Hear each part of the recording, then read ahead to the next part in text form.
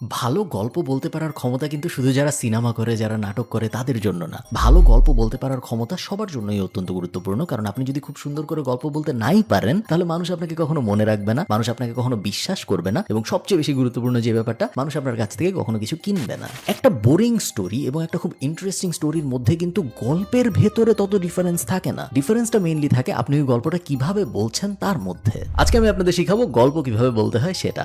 গল্প বলার একটা আর্ট আছে, গল্প বলার একটা সিস্টেম আছে, এবং গল্প বলার একটা স্টেপ বাই স্টেপ প্রসেস এবং গাইডলাইন আছে। যে গাইডলাইন যদি আপনি ফলো করেন, তাহলে আপনি হলিউড মুভির মতো, টেড টকের মতো এবং এর থেকেও আরো অনেক বেশি ইন্টারেস্টিং ওয়েতে নিজের গল্প বলতে পারবেন, যে গল্প শুনে সবাই আপনার সাথে কাজ করতে চাবে। আপনার সেই প্রমোশনটা হবে যেটা অনেকদিন ধরে হয় না। আপনার কাছ থেকে মানুষ বিভিন্ন জিনিস কিনবে যেগুলো আপনি বেচতে চান। ওভারঅল আপনার পার্সোনাল লাইফ বলেন, বা আপনার কোম্পানি লাইফ বলেন, বা আপনার এন্টারপ্রেনারশিপ জার্নির কথা বলেন, বা আপনার এমপ্লয়মেন্ট ক্যারিয়ারের কথা বলেন, সব জায়গায় গল্প বলার স্কিলটা আপনার অনেক কাজে আসবে। চল শুরু করা যায়।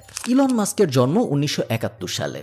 এটা একটা ফ্যাক্ট, এবং এই ফ্যাক্টটা আপনার কয়েকদিন পর আর মনে থাকবে না। কেন মনে থাকবে না? তার কারণ এটা আমি আপনাকে গল্পের মতো করে বলি নাই। এখন যদি আমি আপনাকে বলি ইলন মাস্কের জন্ম এমন একটা সময় হয়েছে যখন বাংলাদেশেও খুব ক্রুশাল একটা জিনিস চলতেছিল, সেটা হলো মুক্তিযুদ্ধ। হ্যাঁ, ইলন মাস্ক এবং মুক্তিযুদ্ধ দুইটা একই সময়ে হয়েছে। একই জিনিস, একটা শুধুমাত্র ফ্যাক্ট হিসেবে বলা হলো এবং আরেকটা একটু গল্পের স্টাইলে বলা হলো। সেকেন্ডটা যারা শুনবে তাদের এই জিনিসটা মনে রাখার সম্ভাবনা অনেক অনেক বেশি।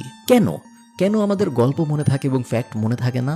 আমাদের হিউম্যান ব্রেন ন্যারেশন এবং স্টোরি টেলিং এর জন্যই বানানো হয়েছে, ফ্যাক্ট মনে রাখার জন্য বানানো হয় নাই। এনশিয়েন্ট টাইম থেকে আস্তে আস্তে যখনই হিউম্যান ব্রেন ডেভেলপ করেছে, যখনই সে কোনো ফ্যাক্ট নিয়েছে, সেই ফ্যাক্টটাকে সে একটা স্টোরির ভেতরে এমবেড এবং র্যাপ করেই নিজের মাথার মধ্যে স্টোর করেছে। এবং এইটা করতে করতে করতে করতে আমাদের ব্রেন এখন এমন একটা পর্যায়ে এসেছে যে কোনো একটা ফ্যাক্ট আইসোলেটেড ফ্যাক্ট হিসেবে যদি আমাদের কাছে আসে, তাহলে আমাদের সেটা মনে থাকে না। এই কারণে ওটাকে গল্প দিয়ে মোড়ায় নিজেদের কাছে আনতে হয়। যখন আমরা ভালো একটা গল্প শুনি, তখন আমাদের ব্রেন থেকে ডোপামিন রিলিজ হয়। আমাদের ব্রেন মনে করে সে একটা ভালো কাজ করেছে, একটা ইন্টারেস্টিং কাজ করেছে এবং একটা এক্সাইটমেন্ট ওয়ালা কাজ করেছে। আপনি জানেন যে আপনার ছোটবেলায় কি হয়েছিল? আপনার মাকে যদি আপনি যে জিজ্ঞেস করেন তার ছোটবেলায় কি হয়েছিল, এগুলো সবাই সে বলতে পারবে। কিন্তু গত সপ্তাহে পত্রিকার পাতায় হেডলাইন কি ছিল, এটা কিন্তু আমরা কেউ বলতে পারবো না। তার কারণ আমরা গল্প মনে রাখি, আমরা আন্দাজে ফ্যাক্ট মনে রাখি না। এই ভিডিওর স্পন্সর ট্যাপ, যেটা বিদেশ থেকে দেশে টাকা পাঠানোর একটা অ্যাপ।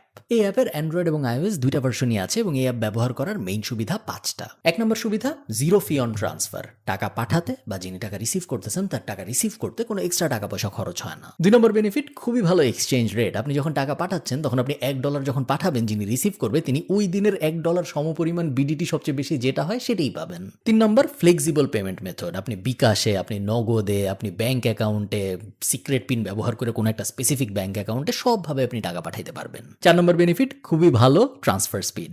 আপনি টাকা পাঠানোর পরে আপনার অনির্দিষ্টকাল পর্যন্ত অপেক্ষা করতে হবে না যে যারে টাকা পাঠাইলাম সে টাকা আদৌ পাইলো নাকি পাইলো না। UK, USA, Europe, Canada, UAE এবং অস্ট্রেলিয়া, এই 6 জায়গায় এই মুহূর্তে ট্যাপ অ্যাভেলেবল। এবং আপনি যদি আমার ডিসক্রিপশনে দেওয়া লিঙ্কটা ব্যবহার করে ট্যাপ সেন্ডে ফার্স্ট পেমেন্টটা করেন, তখন আপনি 10 ক্রেডিট এক্সট্রা পাবেন। আপনি যদি কাউকে $100 পাঠান, তাহলে যিনি রিসিভ করতেছে সে $110 সমপরিমাণ বিডিটি পাবে। আপনি যদি কাউকে $100 কানাডিয়ান পাঠান, তাহলে সে $110 সমপরিমাণ কানাডিয়ান টাকা পাবে। অথবা আপনি যদি কাউকে দিরহাম পাঠান, দিরহামের ক্ষেত্রে ব্যাপারটা একটু আলাদা, সেই ক্ষেত্রে 50 দিরহাম এক্সট্রা পাবে। সো 100 দিরহাম পাঠাইলে সে 150 দিরহাম পর্যন্ত পাবে। সব বিস্তারিত ডেসক্রিপশনে দেওয়া থাকবে, আপনারা চেক আউট করে দেখবেন। পুরোপুরি ফ্রি অ্যাপ। চল আমরা ভিডিওতে ফেরত যাই। একটা গল্প খুব সুন্দরভাবে বলার জন্য আপনার প্রথমেই যে জিনিসটা বুঝতে হবে সেটা হলো একটা হিরোর জার্নি কিভাবে হয়। অনেক আগে আমার এই ইউটিউব চ্যানেলে আমি স্টোরি ব্র্যান্ডের একটা রিভিউ করেছিলাম, যেখানে হিরোর জার্নি খুব সুন্দর করে বর্ণনা করা ছিল। বাট আজকে আমি আপনাদের জন্য আবারও সংক্ষেপে বলতেছি। জোসেফ ক্যাম্পবেল এই ফ্রেমওয়ার্কটা আবিষ্কার করে, এই হিরোর জার্নির ফ্রেমওয়ার্কটা, এবং nearly every movie, every TV show, every series যেটাই আপনি দেখেন, সব জায়গায় এই হিরোর ফ্রেমওয়ার্কটা ব্যবহার করা হয় গল্প বলার জন্য। Step 1, ordinary world. একটা ছেলে আছে বা একটা মেয়ে আছে বা একটা জিনিস আছে, ওটা একটা নর্মাল ওয়ার্ল্ডের ভিতরে আছে, সে জানেও না তার সামনে কি ঝামেলা আসতে যাচ্ছে বা কি ঝামেলা আসতে পারে। Second step, call to adventure. তার সেই নর্মাল জীবনটার মধ্যে কোনো একটা ঝামেলা হয়েছে। এখন এই ঝামেলাটা কি হইতে পারে? সে বিয়ে করতে চায়, বাট মেয়ের বাবা বিয়ে দিবে না। সে একটা ক্যারিয়ার পেতে চায়, বাট না, সমাজ তাকে ওই ক্যারিয়ারটা পেতে দিবে না। সে সরকার পতন করাইতে চায়, বাট সরকার তাকে পতন হইতে দিবে না। কোনো একটা কনফ্লিক্ট তার জীবনের মধ্যে আসছে, যেটা ওই হিরোর জার্নিটাকে একটু কনফ্লিক্টেড এবং ইন্টারেস্টিং করে তোলে। থার্ড স্টেপ, মেন্টর আসবে একটা। হিরো কখনোই একা একা তার গোল অ্যাচিভ করতে পারে না, তার সঙ্গী সাথী লাগে। সিনেমায় আমরা দেখি হিরোর বন্ধু থাকে, হিরোর গাইড থাকে, হিরোর সাথে কাজ করতেছে এরকম মানুষজন থাকে। রিয়েল লাইফে আমরা জানি যে আমাদের আশপাশে অনেক মানুষ থাকে যারা আমাদের জীবনে মেন্টর হিসেবে কাজ করে, যারা আমাদেরকে আমরা যা অ্যাচিভ করতে চাই সেই অ্যাচিভ করাটার জন্য হেল্প করে। Fourth step, transformation. সো হিরোর একটা প্রবলেম হয়েছে, সেই প্রবলেম সলভ করার জন্য মেন্টররা আসছে এবং তারপরে এই মেন্টরদের সহায়তায় হিরো নিজেকে আস্তে আস্তে ট্রান্সফর্ম করে। তখন আপনি দেখেন যে হিরো অনেক প্র্যাকটিস করতেছে, হিরো একদম বাসার বেসমেন্টে বসে একটা জায়গায় ঘুষি মারতেছে নিজেকে স্ট্রং করার জন্য। ওইটার জিনিসপত্রগুলো হিরো এই কারণে করে কারণ ওর এখন এই স্ট্রাগল পিরিয়ডটা যাচ্ছে, যে স্ট্রেংথটাও গেইন করবে এই স্ট্রাগল পিরিয়ডটার মধ্যে দিয়ে। এই স্ট্রেংথটা ওকে ওই প্রবলেমটা সেকেন্ড স্টেপের মোকাবেলা করতে হেল্প করবে। Last step, the result, the acceleration এবং দ্য অ্যাচিভমেন্টস। হিরো ফাইনালি ওর মেন্টরের সহায়তায় ওর সব প্রবলেমের, স্ট্রাগলের, সব কিছুর কষ্ট সহ্য করেও শেষ পর্যন্ত ও আরো স্ট্রং হয়ে ফিরে এসেছে। এখনো যুদ্ধ করবে, এখনো নায়িকাকে পাওয়ার চেষ্টা করবে, এখনো ভিলেনকে হারানোর চেষ্টা করবে এবং ও যদি ঠিক মতো করতে পারে সবকিছু, তাহলে দুইটা জিনিসের একটা হবে। এক, হিরো জিতবে, ও নায়িকাকে পাবে, ও ভিলেনকে হারাবে, ও যা অ্যাচিভ করতে চায় তাও অ্যাচিভ করতে পারবে। অথবা সে হেরে যাবে এবং ও আবার মেন্টরের সহায়তা নিয়ে আবারও ওর বেসমেন্টে চলে যাবে এবং আবারও ফাইট করবে আরেকদিন যুদ্ধ করার জন্য। আপনি যখন একটা গল্প বানাবেন তখন আপনি কখনো হিরো হবেন না। আপনি যখন একটা গল্প বানাবেন মানুষকে বলার জন্য, তখন সবসময় মাথায় রাখবেন আপনার অডিয়েন্স হবে আপনার হিরো এবং আপনি হবেন তার মেন্টর। আপনি নিজে যদি হিরো হয়ে যান তাহলে কিন্তু আপনার গল্প কেউ শুনতে চাবে না, কারণ সবাই চায় নিজে হিরো হতে। এবং আপনি যখন আপনার অডিয়েন্সকে, হোক সেটা একটা ফেসবুক অ্যাডে, হোক সেটা একটা ইন্টারভিউর মিটিংয়ে, যেখানেই হোক, সব জায়গায় মনে রাখবেন আপনি যার সাথে কথা বলতেছেন সে ওই গল্পটার হিরো এবং আপনি তার একজন মেন্টর বা গাইড, যে হেল্প করতেছে ওই হিরোটাকে তার জার্নিটা অ্যাচিভ করার জন্য। ইভেন একদম বেসিক সেন্সে মনে করেন আপনি ইন্টারভিউ দিতে গেছেন একটা চাকরির জন্য, ইন্টারভিউতে আপনার গোল কি? চাকরি পাওয়া। যে ইন্টারভিউ নিচ্ছে তার গোল কি? তার গোল হইলো একটা ভালো ক্যান্ডিডেটকে সিলেক্ট করা। সো আপনি কখনোই যে বলবেন না যে আমি ভালো, আমাকে নেন, ইত্যাদি ইত্যাদি। আপনি সবসময় জিনিসটা তার অ্যাঙ্গেল থেকে চিন্তা করবেন, কারণ সে হিরো। আপনি as a guide, as a mentor তাকে হেল্প করবেন কিভাবে সবচেয়ে ভালো ক্যান্ডিডেটটা সিলেক্ট করা যায় ওই জবের জন্য। এবং এই সিনারিওতে সবচেয়ে ভালো ক্যান্ডিডেটটা হইলেন আপনি নিজেই। আমি একটা বিজনেস শুরু করছি এবং আমার বিজনেস অনেক সাকসেসফুল। এটা খুব বোরিং একটা গল্প, এই টাইপ গল্প কেউ বলবেন না। এক সময় আমার অনেক কষ্ট ছিল এবং আমি বুঝতাম না যে আমি আসলে কি করব, কোন দিকে গেলে ভালো হবে, কোন দিকে গেলে ভালো হবে না। আমি একটা চাকরি করতাম, চাকরি কখনো ভালো লাগতো, কখনো ভালো লাগতো না। সকালবেলা উঠে ওই চাকরি করতে অনেক কষ্ট হইতো আমার এক সময় মনে হইলো অনেকজনকে দেখে যে ওরা অনেক ভালো ব্যবসা বাণিজ্য করে। হোয়াট ইফ আমি নিজেও ছোট্ট একটা কিছু শুরু করি এবং দেখি এই জিনিস আমি আদৌ করতে পারি নাকি পারি না। পারলে ভালো, না পারলে তো তেমন কোনো লস নেই, কয়েকদিন ঘুমাইতে পারবো না, এই তো ঠিক আছে, তাও আমি চেষ্টা করে দেখি। ফাইনালি আমি চেষ্টা করলাম এবং তারপরে দেখেন আজকে আমার বিজনেসটা এই করতেছে। সেম জিনিস বাট একটু ঘুরায় বলার কারণে, একটু ইন্টারেস্টিং ওয়েতে বলার কারণে একটা হয়ে গেছে গল্প আর একটা হয়ে গেছে একটা boring fact. Save the cat moment বলে একটা ফিলোসফি আছে গল্প বলার জগতে। আপনি দেখবেন অনেক সময় একটা সিনেমা যখন আপনি দেখতে বসেন বা একটা গল্প যখন আপনি দেখতে বসেন, একটা নাটক যখন আপনি দেখতে বসেন বা টিভি সিরিজ, কিছু হয় নাই বাট তারপরেও আপনি সাথে সাথে বুঝে গেছেন যে এই গল্পের মেইন ক্যারেক্টারটা কে। কিছু কিন্তু হয় নাই, কোনো অ্যাকশন হয় নাই, কোনো ড্রামা হয় নাই, তেমন কোনো ইন্টারেস্টিং স্টাফও ঘটে নাই স্ক্রিনের ভিতরে, বাট তারপরেও জাস্ট একটা, দুইটা বা তিনটা সিন দেখে আপনি বুঝে গেছেন যে এই গল্পের মেইন ক্যারেক্টারটাকে, কাকে আমার ফলো করা উচিত এবং কার উপর আমি ইনভেস্ট করবো আগামী 10 মিনিট বা আগামী 2 ঘন্টা এবং কার গল্পটা আমি দেখার চেষ্টা করব। এই কনসেপ্টটাকে সেভ দ্য ক্যাট বলার কারণ হলো এটা একটা হলিউডের খুব জনপ্রিয় টার্ম। প্রোটাগনিস্ট, যে গল্পের মেইন ক্যারেক্টার, তার সব সময় ইমিডিয়েটলি তার মেজর স্ট্রাগলটা শুরু করতে হবে না মানুষকে এটা বোঝানোর জন্য যে সেই মেইন ক্যারেক্টার। কখনো কখনো সে খুব সিম্পল কিছু একটা করতে পারে, যেমন একটা বিড়ালকে গাছের থেকে নামাইতে পারে, বিড়ালটা গাছে আটকে ছিল, সে বিড়ালটাকে সেভ করলো। এই সিম্পল কাজটাও শুরুতে যখন সে করে তখন অডিয়েন্স বুঝে যায় যে হ্যাঁ এইটা মেইন ক্যারেক্টার, এই মেইন ক্যারেক্টারটা ইন্টারেস্টিং কাজকর্ম করবে এবং বাকি পুরাটা সময় যতক্ষণ পর্যন্ত আমি এই জিনিসটা দেখবো ততক্ষণ পর্যন্ত আমার এই মেইন ক্যারেক্টারটার উপরেই ফোকাস করতে হবে। সেভ দ্য ক্যাটের এই কনসেপ্টটা থেকে আমাদের একটা জিনিসই বোঝার আছে, সেটা হলো আমরা সবসময় চেষ্টা করব মানুষের মনে মেমোরেবল মোমেন্ট ক্রিয়েট করার আমাদের ব্যাপারে। আমার ওজন কমে না, I struggle with weight loss, এই কথাটা বলার মধ্যে কোনো মানে নাই। এই সেম কথাটাই আপনি অন্যভাবে বলতে পারেন, প্রত্যেকদিন সকালবেলা উঠে যখন আমি মিররের দিকে তাকাই, আয়নার দিকে তাকাই, আমার খুব বিরক্ত লাগে এবং আমার নিজের উপরেই নিজের খুব স্যাড লাগে যে হ্যাঁ এইটা আমি আরো কত ভালো হইতে পারতাম কিন্তু আমি হই নাই।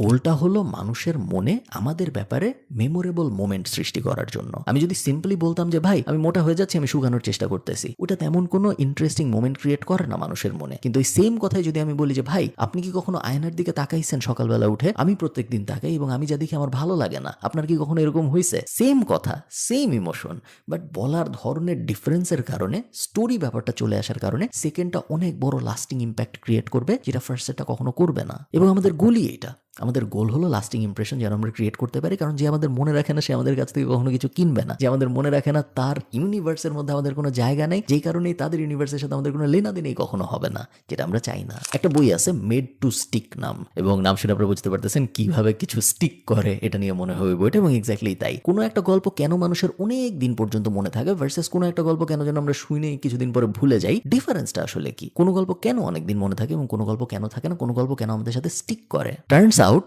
কোনো একটা গল্প স্টিক করানোর একটা ফর্মুলা আছে। গল্পটা আমাদের সিম্পল রাখতে হবে, one clear message for every story. এমন কখনো হবে না যে আপনার হিরো একটা মেয়েকে জিতার চেষ্টা করতেছে ওর বাবার সাথে ফাইট করে, আবার একই সাথে ও একটা সুপার হিরো এবং ও চেষ্টা করতেছে। আমরা গল্প কমপ্লিকেটেড করব না। গল্প যত কমপ্লিকেটেড হবে, গল্পের প্রোটাগনিস্ট এবং অ্যান্টাগনিস্ট যত বেশি থাকবে, তত অডিয়েন্সের মনে ফ্র্যাগমেন্টেড ইমোশনের সৃষ্টি হবে, ডিফারেন্ট ওপিনিয়নের সৃষ্টি হবে, ডিফারেন্ট পার্টের ব্যাপারে, যেটা আমরা চাই না। আমরা চাই সিম্পল গল্প, কারণ সিম্পল গল্পই মানুষের অনেকদিন মনে থাকে। 1 নম্বর রুল, আমরা আমাদের গল্প সিম্পল রাখবো। সিম্পল রাখা বলতে আমি কি বোঝাচ্ছি?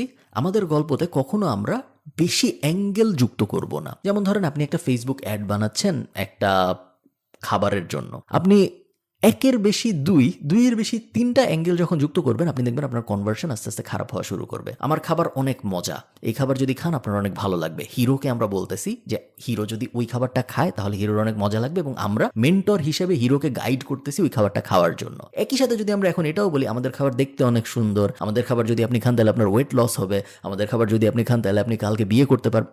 যত আপনি অ্যাঙ্গেল যুক্ত করবেন, যত আপনি কমপ্লিকেটেড করবেন আপনার স্টোরিটাকে, তত আপনার স্টোরির এফেক্টিভনেস কমবে। সো স্টোরিকে আমরা সবসময় সিম্পল রাখবো। সেকেন্ড, আমরা সবাই মোটামুটি জানি আনএক্সপেক্টেড টুইস্ট যুক্ত করা। মানুষের ব্রেন চায় ইন্টারেস্টিং গল্প, মানুষের ব্রেন চায় এমন গল্প যেটা মানুষের ব্রেন থেকে ডোপামিন, এক্সাইটমেন্ট রিলিজ করবে। সো নর্মাল একটা গল্প থেকে গল্পটা যদি শুরু হয় এভাবে যে এই ভুলটা যদি আমি না করতাম তাহলে কোনোদিনও আমার $10,000 লস হইতো না, আমি আপনাকে বলতেছি আমি কি করছি, আপনি কিন্তু অলরেডি হুকড হয়ে গেলেন, কারণ আপনি একটা আনএক্সপেক্টেড টুইস্ট দিয়ে গল্পটা শুরু করেছেন।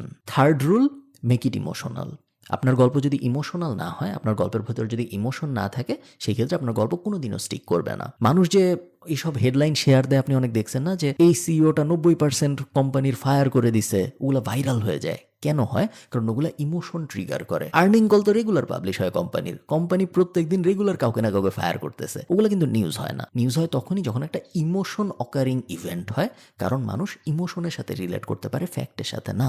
আপনি যখন কমিউনিকেশন সাজাবেন, আমি আরেকবার আপনাদের একটু বলি এই ব্যাপারটা, কারণ এই ব্যাপারটা খুব ইম্পর্টেন্ট বোঝার জন্য। সবসময় মাথায় রাখবেন, আপনার যে কোম্পানি, আপনার যে প্রোডাক্ট বা সার্ভিস, সে নিজে কখনো হিরো হওয়ার চেষ্টা করবে না ওই গল্পে। সে যদি নিজে হিরো হওয়ার চেষ্টা করে তাহলে সে কখনোই ভালো করতে পারবে না। নাইকি কিন্তু হিরো না, নাইকি একটা মেন্টর, নাইকি একটা গাইড যে অ্যাথলেটদের দৌড়াইতে হেল্প করে। অ্যাথলেটরা হিরো, নাইকি এবং নাইকির জুতা গাইড বা হেল্পিং হ্যান্ড, যেই হেল্পটা অ্যাথলেটদের হচ্ছে এই জুতাটা পরার কারণে ভালো মতো দৌড়াইতে, ওরাই হিরো। আমরা জাস্ট হেল্প করতেছি ওদের। We are the best software company in this world, এটা আমরা কখনোই বলবো না। আমরা বলবো we help entrepreneurs do their best work with our software. আমরা হিরো না, আমরা জাস্ট সাপোর্ট, আমরা জাস্ট গাইড, আমরা হেল্প করতেছি যাকে, সে হইল গিয়া হিরো। এবং এই ব্যাপারটা যদি আপনি না ভুল করেন তাহলে আপনার কোম্পানি দেখবেন মার্কেটিং মেসেজিং এর দিক থেকে অনেক দূর পর্যন্ত যেতে পারবে। একটা বই আছে ক্রিস ভসের, নেভার স্প্লিট দ্য ডিফারেন্স।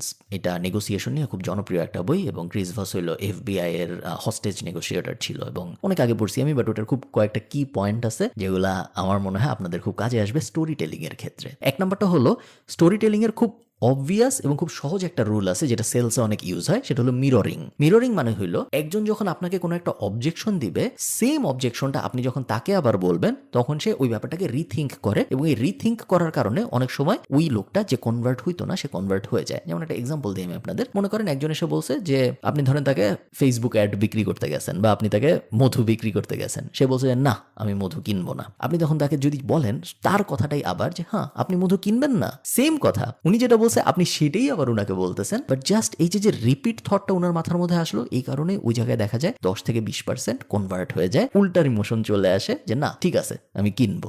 লাস্টে একটা জিনিস সবসময় মাথায় রাখবেন, কোনো একটা গল্পের ভিতরে যদি অ ফ্যাক্টর না থাকে, AWE অ ফ্যাক্টর না থাকে, কোনো একটা গল্পের ভিতরে যদি অ্যাঙ্গার ফ্যাক্টর না থাকে, এবং কোনো একটা গল্পের ভিতরে যদি এক্সাইটমেন্ট ফ্যাক্টর না থাকে, তাহলে ওই গল্প কখনোই ভাইরাল হবে না, ওই গল্প কখনোই মানুষ অনেকদিন পর্যন্ত মনে রাখবে না। সো গল্প শুনে মানুষের অ ফ্যাক্টর আসতে হবে, ইন্সপায়ার্ড ইনক্লাইন্ড হইতে হবে, অথবা ইন্টারেস্টেড হইতে হবে, অথবা মোটিভেটেড হইতে হবে। গল্পটা শুনে মানুষের রাগ হইতে পারে, অ্যাঙ্গার ফ্যাক্টর আসতে পারে, অথবা গল্পটা শুনে মানুষের এক্সাইটমেন্ট ফ্যাক্টরস আসতে পারে। এই তিনটার কোনো একটা যদি না থাকে, একের বেশি যদি থাকে তাহলে আরো ভালো, বাট কোনো একটা যদি না থাকে তাহলে আপনার ওই গল্প খুব বেশি দূর যাবে না। আশা করি আপনাদের এই স্টোরি টেলিং মাস্টার ক্লাসটা ভালো লাগছে। গল্প বলা আমার খুব পছন্দের একটা কাজ, আপনারা হয়তো অনেকেই জানেন, এবং আমি গল্প বলা নিয়ে বেশ রিসার্চ করি যে কিভাবে কোনো একটা কিছু বললে অনেক মানুষ শুনবে ভার্সেস কিভাবে কিছু বললে কেউ শুনবে না, এবং আমি এগুলোর অনেকগুলা স্ট্র্যাটেজি অ্যাপ্লাই করি আমার গল্প বলার সময়, এবং তার অনেক কিছুই হয়তো কাজ করে, অনেক কিছু আবার হয়তো করে না। আমিও কনস্ট্যান্টলি শিখতেছি। ভালো থাকেন সবাই, সবার সাথে আমার দেখা হবে পরের কোনো একটা ভিডিওতে। টাটা।